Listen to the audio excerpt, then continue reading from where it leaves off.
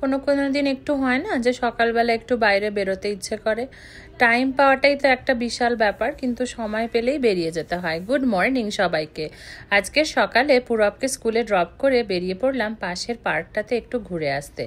এখানে কিন্তু প্রত্যেকটা লোকালিটিতেই প্রচুর প্রচুর পার্ক থাকে। মোটামুটি আমি শুনেছি কোনো একটা নেইবারহুড মানে পাড়া তৈরি করতে গেলেই ইউএসের সমস্ত জায়গাতেই আগে একটা স্কুল থাকবে, লোকেশন আর পপুলারিটির উপর ডিপেন্ড করে পার্ক থাকবে। এগুলো মানে এক একটা ম্যান্ডেট থাকতেই হবে, এবং school, elementary, middle school and high school থাকতেই হবে। এই পার্কটা আমার খুবই ভাল লাগে, কারণ এখানে প্রচুর প্রচুর কাঠবিড়ালি দেখতে পাওয়া যায়। আর দেখতে পেলেই সেই ছোট্টবেলার কাঠবিড়ালি পিয়ারা তুমি খাও বলতে ইচ্ছে করে। এখানে তো কেউ বোঝে না, তাই আমি বাংলাতে মাঝে মাঝেই এদের সাথে কথা বলি। লোকে পাগল ভাবলো, ভাবুক, কি আর এসে গেল তাতে।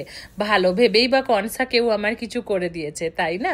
আর এখানে আরেকটা ব্যাপার হলো, যেহেতু এখানে প্রচুর ওয়াটার বডিজ আছে, তাই জন্য প্রচুর ওয়াইল্ড গুজেসও আছে। আর এরা না এত দল বেঁধে হাঁটা চলা করে পেছনে বেবিদেরকে নিয়ে, খুব মজা লাগে দেখতে। ওই দেখুন, পূরব থাকলে এক্ষুনি বলতো daddy, mamma and baby, but babies ও বলতো না, ওর ওটা মোটেই পছন্দ না।